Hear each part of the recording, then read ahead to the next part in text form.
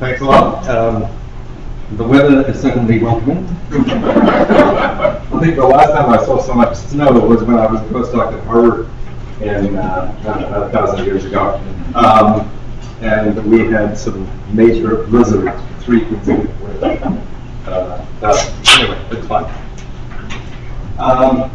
The other thing I wanted to say is the last time I was at Tuljapukar must have been a long time ago because OPR was still in its old digs, which were, in this beautiful brick building. But I have to say the heating is a lot better here. Okay, I wanted to talk today about several aspects of aging, and in a departure from the sort of stuff that I usually talk about, which is pretty technical stuff that most people tend to go to sleep on, for good reason. I thought I'd talk about some concrete aspects related to aging, which we are beginning to think about and will think about increasingly in the next 2 or 3 decades.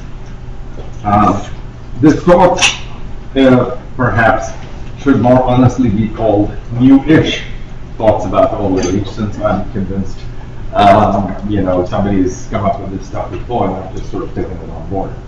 But with any luck, you won't have heard it all in the same place.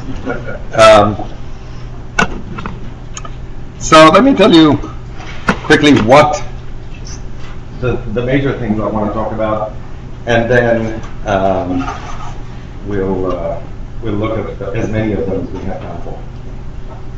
So first I want to talk about career transitions. Second, about money, which is all important. Third, aspects of design related to aging. And fourth, the process of dying. All of these are becoming major questions. And so let's start with career transitions. As we all know, and as the newspapers tell us, we hear all the time, classical retirement has become passé. It's too expensive to retire for many people. It's too boring to retire. So you don't want to retire. This is particularly problematic in academics. And the reason it's problematic is that academics have tenure. Now, tenure is a good thing, and since I have it, I'm clearly not too keen that it be taken away.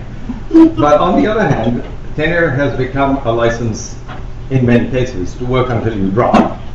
People often say to me, "When are you going to retire?" And I say, "When they drag me out with my boots off." And that's clearly an attitude that is reflected. I have several colleagues who are working in their late 70s, a couple in their early 80s.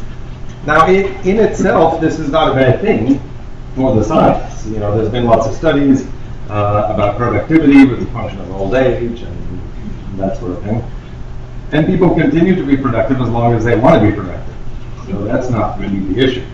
The issue is that people at older ages tend to have high salaries and they tend to have a grip on power. And they are sort of holding up the induction of young people into jobs. Now, this was not a bad deal. In the 60s and the 70s, we had a major expansion of academia and research jobs and so on and so forth. But we tend to, and by we, I don't necessarily mean the individuals here who are all demographers, but in general, at research universities, a successful faculty member is often judged by the number of PhD students that she has and graduates. Well, as demographers, we ought to know that this ain't the most sensible thing to do, because if you've got a long period when you can look ahead and there's little growth or low growth of the system as a whole, what are these people going to do? Well, the neat thing these days, of course, is that there's been a nerd explosion out there, and you've got all these people who can get jobs in business. And this is fantastic. So I lost several graduate students. One is an environmental consultant, one is just a consultant who works when it feels like it, and a third has about 6 different offers from biotech companies. So this is great. But I've still got students, and my colleagues have students, and I'm sure you have students, who want to be in academics and who really, we want them in academics. They're really people that we should have. Now, in response, a lot of institutions, 32% of academic institutions, as of 2007, I'm sure that percentage has gone up, have introduced these things called faculty retirement incentive programs. And out in the broader world, you see retirement incentive programs. And this is fine, but the object of these exercises, or these programs, is to get people out. You want to say bye-bye and sign up for the cheap gold watch. Now, I have a couple of different ideas about this. One, which I actually published in a blog in the Journal of Animal Ecology, as part of my life as a biologist, talks about this issue of academics and what I call my idea of the solution, for which I have the title down up staircase. And to understand what I'm talking about, let's think about the usual career trajectory, which sort of looks like that. You start work around 30-ish, and you progress, and you get tenure, and you get established in your 40 or so, and then you get promoted to a full prof, and then you just sort of, you're there. Now you're doing good stuff, and you're working away, writing papers and publishing and what have you. But time goes by, and you're 70 years old, and you're still there. Well, trajectories are sort of monotonic, non-increasing functions. Salary is certain in academics. It's very rare for academic salary to go down. It's also very rare for ranks to go down. I have a proposal, which is you add a downward leg to the career trajectory, so it looks like that. And what this means is that once you get to be a full prof, then you have a tenured prof, by the way, or a non-tenured one, I don't really care. You have about, say, 5 to 10 years. At the end of that period, people evaluate how you're doing.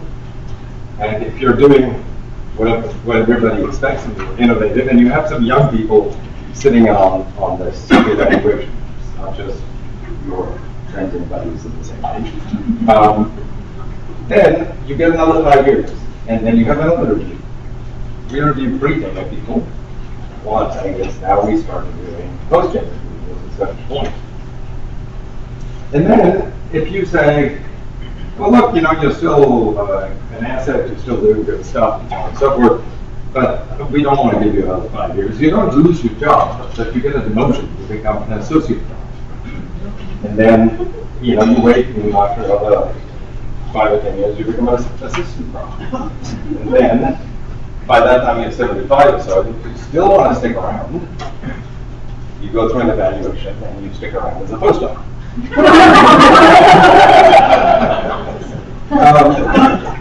I first started this idea around the time that Marta and I were on an NIH study section together, which was also in the last century. Speak for yourself. Of course. I think I was, at that time, the youngest person around the table, and she was not present. People looked at me like I was nuts. What are you talking about? But I think the time has come. And I think it's something that we seriously ought to consider in academics as part of the structure of the way we work. That's the blog in the Journal of Animal Ecology, in case you're interested. Now, more generally, we could ask the question, well, okay, let's say we're brave enough or stupid enough or whatever to try this experiment in academics. What does it do for you? Well, I think one of the things that it really does for you, which is extremely important, is that when people get old, they don't want to retire. They want to stay in the game. Right? You still have a great idea, or two, or three, tucked away in the back of your head somewhere, and you just haven't had the time to really sit and lay it out.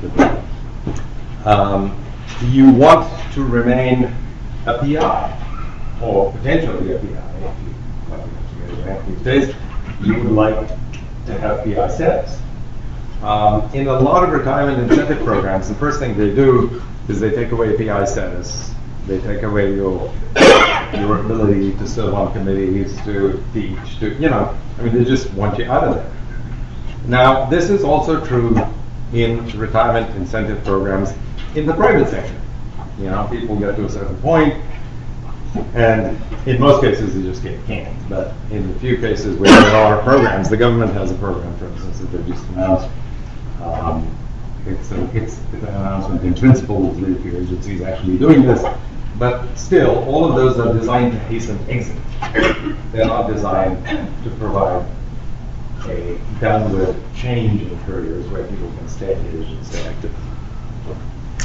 And I think you can do that. And one way that you can do this and keep everybody happy and save money is you can start looking at total compensation. So, if you're eligible to take Social Security and you're on the job, take Social Security and reduce your salary by that amount. If you want to stay on an additional 5 years, you drop in rank, you take a 25% pay cut, because you don't even need that money anymore in a certain sense. If you have kids, you've already sent them to college, and you've paid off your house, and so on and so forth. So this will open up budgets in a way that existing programs won't do. And these are different elements of the things that matter at older ages for people. Healthcare, so people become eligible for Medicare. In most organizations, if you're still working and you're Medicare eligible, it doesn't matter. The organization keeps you on their programs, whatever they are. Well, they don't have to do that because Medicare is not a gimme. It's taxes that you pay, and you're getting a return on it. And so, you should do that. The organization could reduce costs to that extent, but in exchange, the organization could pick up the cost of a supplementary Medicare program. Long-term care. Very few organizations provide access to long-term care. And one reason that they don't bother with this is they figure you're only going to need it when you're long gone. You're going to retire at 70, and then you're going to start bothering that and fall over at 85, and then you're going to need long-term care, staying care for 3 years or something like that. And that's the period when you need that kind of coverage. Very few organizations actually provide it, and very few cover the cost of insurance against long-term care. But I think that's a kind of cost that is well worth fitting into a retirement transition plan. Parental and child costs. Anyone, and I'm certain people of my age, plus or minus a few years, have had parents who fall ill and die. And if you just look at demographic change and the compression of mortality that's taken place, and you look at the demographic structure of the United States, we've got a tidal wave of death coming, folks. I mean, there's a lot, and it's not my generation, it's my parents' generation. So the baby boomers kids are all dying. Just a market. And this is an expensive process. It's expensive in terms of money, it's expensive in terms of time, it's expensive emotionally.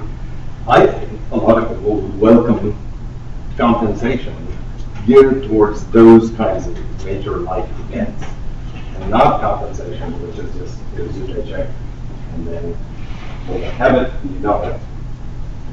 We can do a much more graded, nuanced approach to compensation.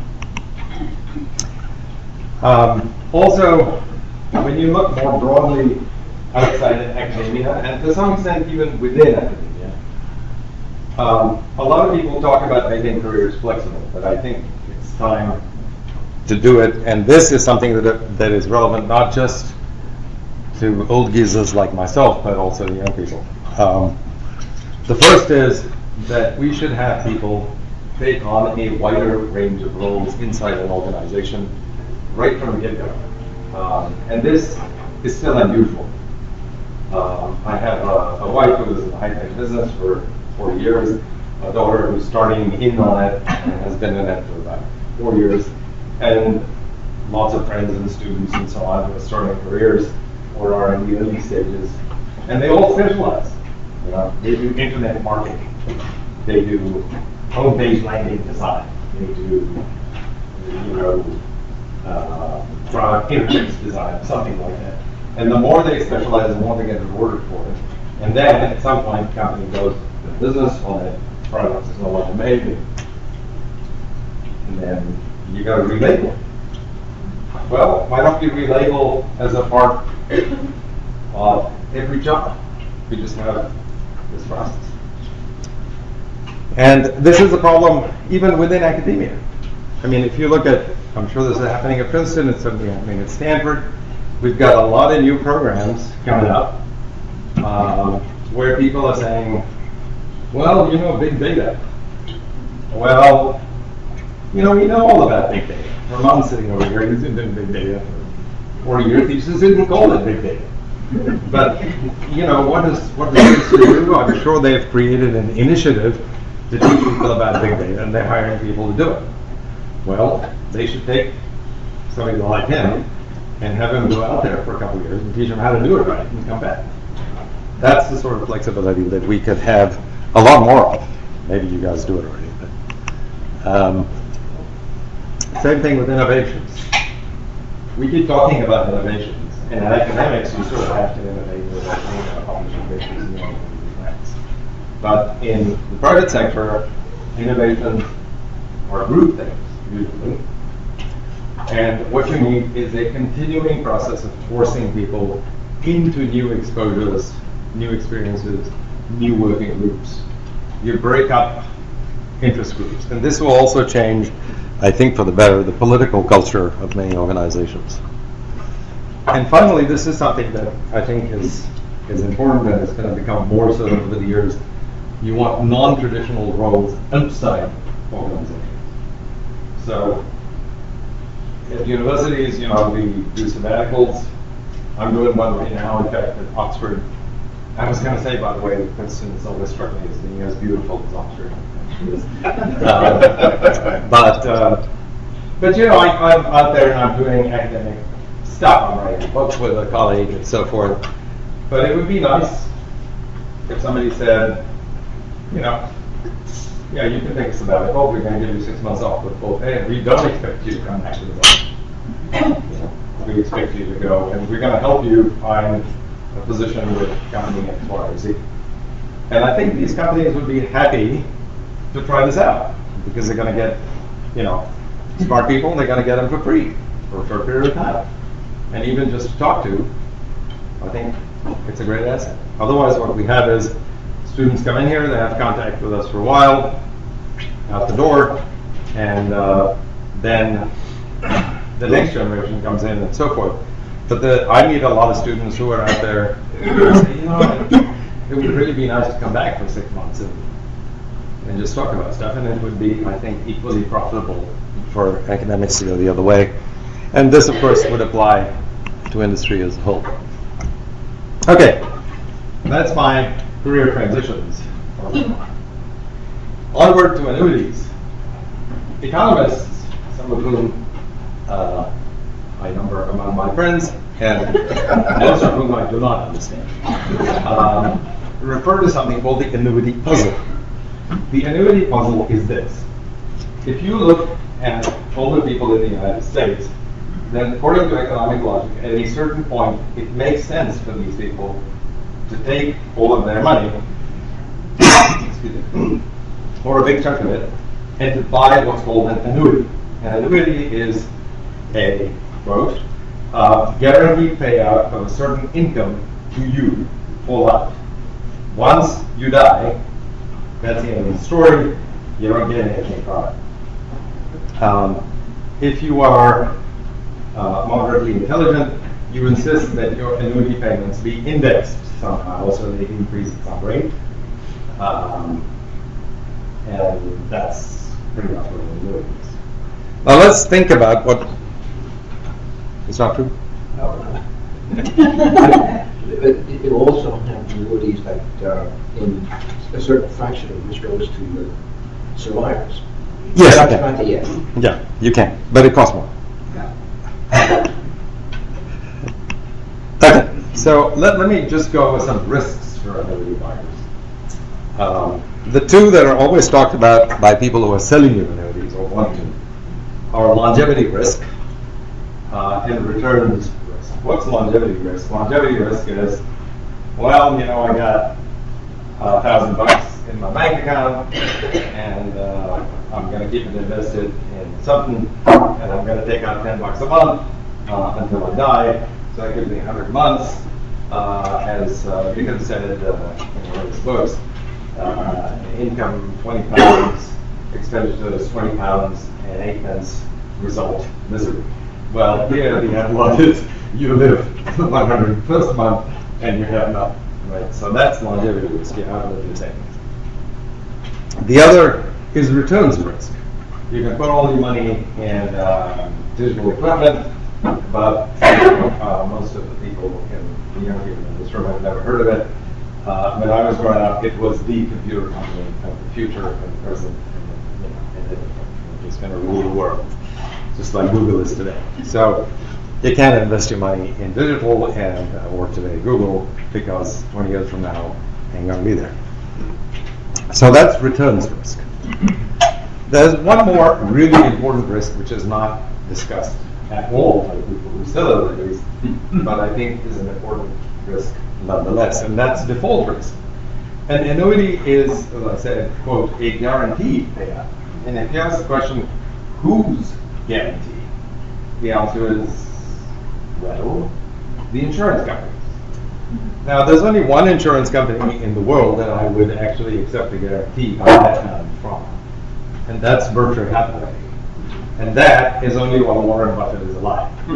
And Warren's already, 88 or 90 or something. So, I'm reasonably confident about him, which means I live that guarantee. So, what's default risk? Well, default risk, we'll try and make an estimate of it in a minute, but I think it's a major factor that is not considered by annuity buyers. And finally, of course, there is this business about no request. Now, you can, by reducing the price of your payout from the annuity, buy an annuity which, number one, let's say that you have a partner. So you can buy a annuitant and partner policy. You can say, well, you pay me, $1,000 a year until I keel over, and then you give my partner $1,000 a year until he or she keels over. So there's that. There's also a bequest version of this. You can say, well, instead of $1,000 a month, I'll pay $600 a month. And then when I die, the insurance company says, well, we guarantee that we'll pay your survivors, whatever, something. But all of this is going to cost you. So I decided, let's look at the price of annuities. Where do you find out about the price of annuities? You go to a website, of course. And so I went to Vanguard, a company that I respect, and they have a link, and you follow that link, and you say, okay, I want to buy an immediate joint annuity that's for me and my partner, and I'm telling them I'm 70 years old, and I want to get paid starting next month, and I build in 2% inflation per year in the payout, and this is the price that they come up with. You have to pay $20 now for $1 per year income for the rest of your life. Okay? So if you wanted, $10,000, it's about 2 million bucks. BlackRock, excuse me, that should be, no, it's $1 monthly. It's not $2 million, it's $200,000. BlackRock is another large company which has been doing a lot of work on retirement portfolios, and they, for a similar kind of thing, have this index which you can use, and the index is 22 months. That's sort of in line. That's sort of what it costs you. So that means if you wanted like $100,000 a year, you need about a little over 2.5 or 2.2 something million dollars, which is a lot of money. Not that many people in the United States have it. And then you've got the default risk. How do you assess default risk? Well, you know it's greater than 2.5%. Why do I know it's greater than 2.5%? Because in the 2 big crashes that we've seen in the last 3 years, a lot of companies just went belly up. And, it's sort of what need worries to the insurance guarantees. The actual values are hard to assess.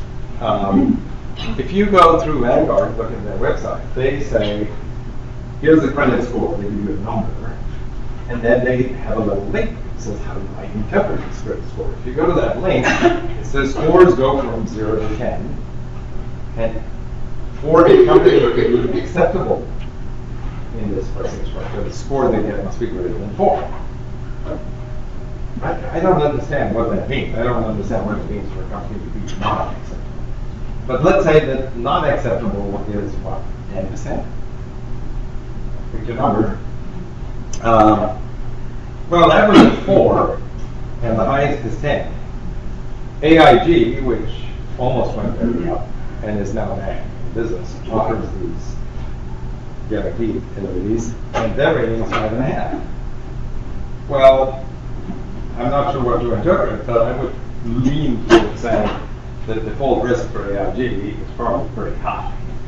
The highest rated company that I got in this one quick pass through the system was a company called Integrity, but which is rated higher, that is better than AIG, but their score is only 7.5. The highest rated possible is 10. And there were no bids provided for 10. So to me, the fact that people aren't buying annuities is really not a puzzle. Sort of, kind of a non-puzzle. People look at these numbers and they think, the last item that people want to look at is returns risk. And as you get older, your time horizon changes. And I've seen a lot of really, really great work by financial analysts and so on. Extremely informative, this book by Siegel, Stocks in the Long Run. Burton Malkiel has written some wonderful books about this and so on. But in a lot of these books, the time horizon is either unspecified or extremely long. So when I was reading these books and I was 30 years old, I thought, great, my time horizon, that's infinity. But now, I'm 60, I'm over 60, and I'm thinking my time horizon is no longer 30 years, it's maybe 7 years, 8 years, 10 years. And as soon as you go to short time horizons, market returns vary dramatically by period and by time. So here are the percentage returns quarterly for the U.S. stock market in blue and the U.S. bond market in green from 2007 to 2010, 14 10. You look at that and you go, whoa. So you're going to have to do something. If you annuitize now, you're going to lock in very low returns. The previous graph showed bond returns, extremely small. You can check this out with TIA graph, and you'll see what they paid you, the payouts on $100 in annuity payments have gone like this over the last decade. You accept unknown and possibly high default risk, and you give up bequests. I mean, you could get bequests back, but then you're getting even lower returns than you would. The other option is you do what you've done all your life, which is you annuitize later, and so you say, well, I'm going to take on the risk, and I'm going to go for some high market returns. And I can roll my own mix, so that means I can accept as much risk as I'm willing to accept. I have no default risk because I invest in index funds, and it's conceivable that the Republicans will put the whole U.S. economy out of business, but somebody will stop them. And so, there is no default risk, and the risk might be possible.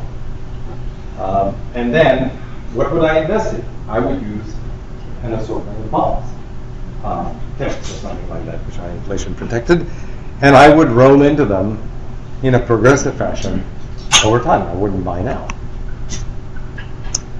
Which brings me to the question of retirement assets. More about that.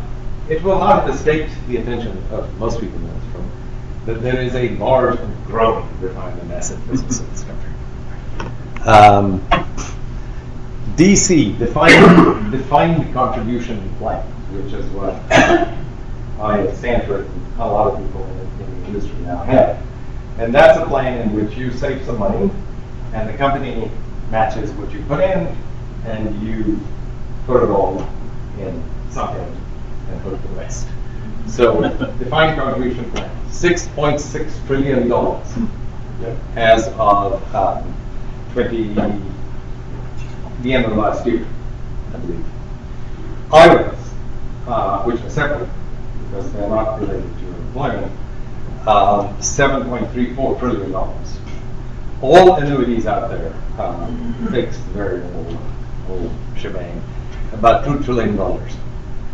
The total retirement market is estimated at about $28 trillion. For scale, the US GDP per year is about 16 trillion. So the total retirement market is about twice the GDP of the United States, close to. And that includes a lot of defined benefit, DB, which are private, federal, and state. Now, the federal defined benefit plans are federal, and they're not invested in anything, except for Treasury. I'll get to that in a minute. The private and state actually are. So you have organizations like the California Public Employees Retirement System, which is actually one of the biggest institutional investors in the world, because they have defined benefit retirement assets with many billions of dollars, and they give them to people who invest them. The federal defined benefit program is a whole different kettle of fish. And when I worked on the Social Security Advisory Board, the technical panel, the first thing we were told by the advisory board was, there ain't really a trust fund. It's a piece of paper. And right now, everybody moans about Social Security, but if you actually were to take the trouble to look at the numbers, it's been in the black for 10 years. There are staggering sums of money going into it, hundreds of billions of dollars a year in the black. This money is all being spent because it gets dumped in. People write an IOU, and they take the money and spend it, whatever they spend it on. So eventually, the idea is that the feds will bring the money back.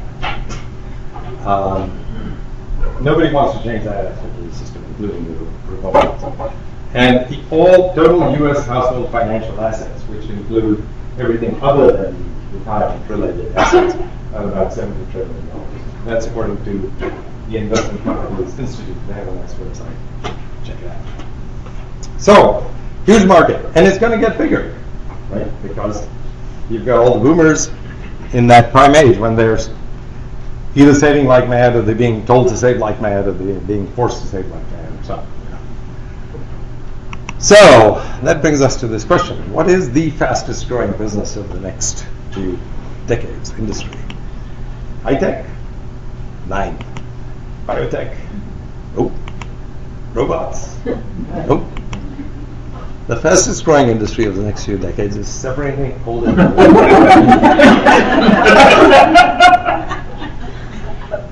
This is an important aspect of financial services industry. Now, you might be skeptical. You might say, well, come on. You're being stupid about this. And so I present to you a headline from a recent story. Wall Street gears up as White House pushes retirement fund rules. Well, what were the rules? A Labor Department proposal to require brokers to act in their retirement clients' best interests, a standard known as fiduciary duty. You would think this would be a standard part of every broker's responsibility, but it is not. And the Labor Department simply wants to codify this. And in response, a whole bunch of industry executives got together, sounding terribly shocked, and they issued a statement which said, among other things, that the rules would throw the retirement system into chaos. I'm not quite getting this, folks. I just don't understand. Yes. So, on the bright side, that's from the Bloomberg Business News. And, you know, these guys are business news people, so it's not exactly from the Colbert Report or something. Okay. Now, one way to look at this is that this is really an opportunity for business. And I've been, I was at the Berkeley Business School, maybe 8 months ago, talking to their students, and you don't need to be in a business school to start a business these days. A lot of this is done on the internet. And there is a tremendous opportunity for new asset management models. The first is lower cost investing. The champions in low cost investing are Vanguard, and they have index funds. And this is great. It's the best deal out there.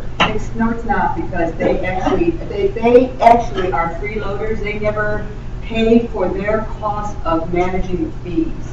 So, for example, when they were added to our platform at Princeton, they don't pay the fees. They are freeloaders, and they're doing it at several places, and that's why they keep their costs down. So that's been an ongoing tension. I'm on the board of TIA. So I get insight to all of this. So they do offer a low product. We have a lot of lower product, and we actually pay for the administration costs. But they freeload on all these places, and that's what they do.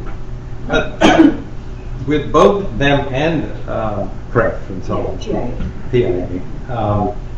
you have the following, to me, fundamental question, which is that they charge a percentage of assets.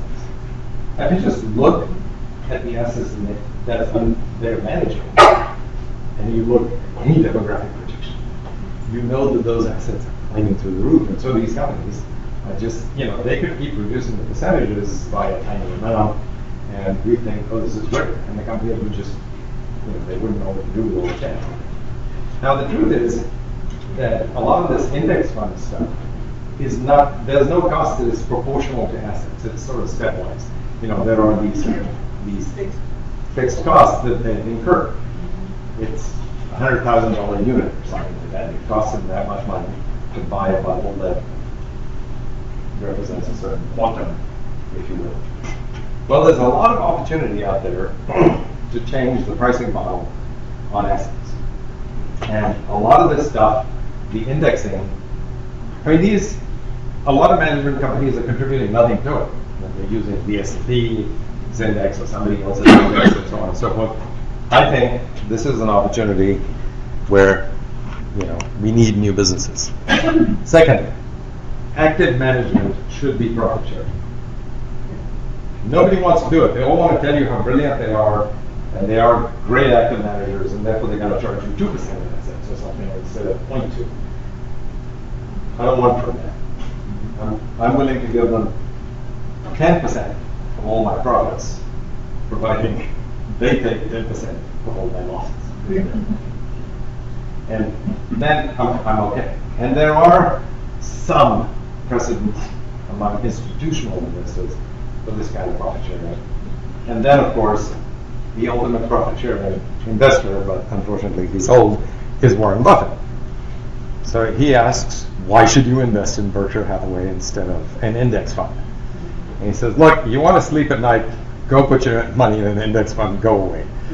But if you put your money in this company, you don't pay me any fees. His salary is $100,000 a year, and he makes his money because the stock goes up. So we need that.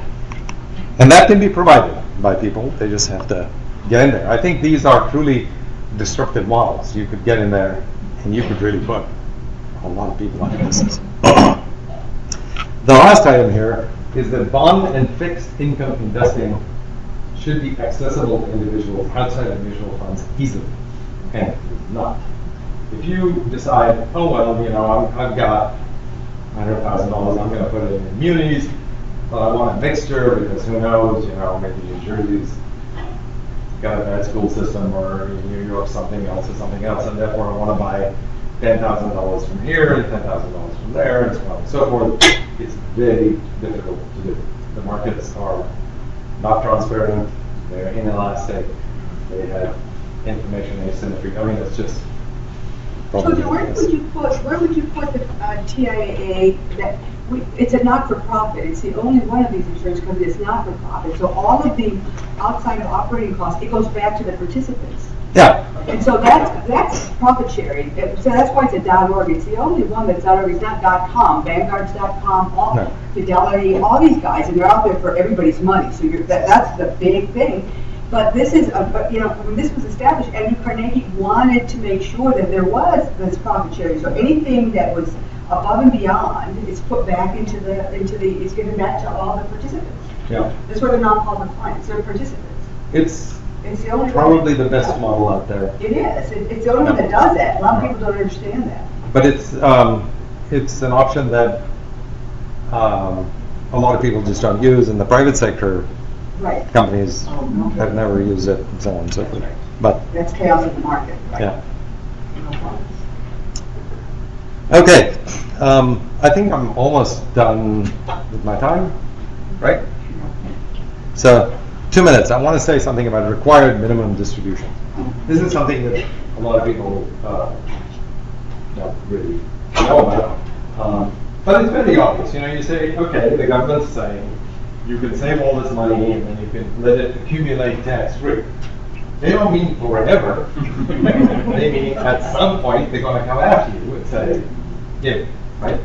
And so that's where required minimum distributions come in. And the required minimum distribution, the law says that when you turn 70 and a half, from that point on, you have to take out a certain amount of money, a certain percentage of your tax-protected assets. You just have to take them out. You may or may not choose to spend them. You have to take them out, and you have to expose them to the IRS. The IRS is going to take its cut, and then you are free to put it under your mattress again. They have an interesting formula for this, and there may be some, you know, demographic analysis of this somewhere, but I haven't found it. So I was thinking, how did they come up with this thing? And so I said, well, okay, let's suppose that we have a stationary cohort of individuals, and the number at age X is proportional to LX. For that, and the years that that cohort has left to live is proportional to TX, which is the total, you know, years expected to be lived. And therefore, if you were to simply take out this money evenly every year over this expected thing, the proportion that you would withdraw at age X is just LX over TX, which happens to be 1 over EX, which is the expectation of life at age X. And this is exactly the IRS rule. It says that they have an EX, and it's published, and you calculate 1 over that EX, and that's the amount of money, or the proportion that you take out. And I just wanted to show you something really interesting. In the blue, I've shown the IRS standard. So, actually, this is, I should subtract 70 from here, right? This is, they start at 70, they go forward. So here, you know, if you're 70, you're going to be, whatever, getting to 150 or something. The IRS says that at 70, you are expected to live 27 and odd years. Now that's a heck of a lot more than we do right now. Right now we live 15 and odd years, give or take, because this is the Human Mortality Database 07 data. So the IRS has taken, in fact, something like the 2100 mortality projections in the Social Security Administration, which is good for us because it increases the E's and it decreases 1/E. But you have to take out a lot of money every year, and I'll just show you that picture. This is the percentage that you have to withdraw of your assets, your tax predicted assets, every year. You'll see that the percentage goes up dramatically as you get older, and it starts at about 4%. Now, it's very hard right now in the market to get 4% rate of return, and therefore, the tax protected assets is simply going to decline faster than exponentially over time. This puts a serious wrinkle in everything. I mean, how do you plan? You can't annuitize this. You know, you can't simply annuitize because if you actually look, the annuity companies say, yeah, if you're annuitizing from certain sources, it's fine, but if you annuitize just an IRA, the IRS wants its cut. Therefore, we have to make sure that we pull out enough to satisfy them and so on. So there's, I think, a lot of room for economists and others to start thinking about what are the best ways to cope with RMDs in investment and consumption strategies. There are studies out there that compare RMDs with certain rules of thumb, like the 4% rule and so on. But that's not the point. You got to do the RMD. You know, that's all there is to it. And the final thing I will close with is that the Congressional Budget Office projects that RMDs are only going to add about 0.5% of GDP to revenue annually. You might say, well, that doesn't sound like much. And the reason they make such a modest projection is that although the boomers are withdrawing money, they're also dying. That's number one. Number two, the younger cohorts that are coming up are increasingly putting tax-deferred assets away for retirement because they don't have defined benefit plans anymore. And so if you look at that combination, the net effect is quite modest. What does this mean? It means that as retirement assets grow, they're going to become an extremely juicy public revenue target. You already see this. They want to make RMDs apply in Roths. That's in the recent Treasury proposal. And eventually they're going to increase marginal tax rates. That's deferred savings. So the whole thing's shall come to pass. Okay, I'm going to stop here. Thank you.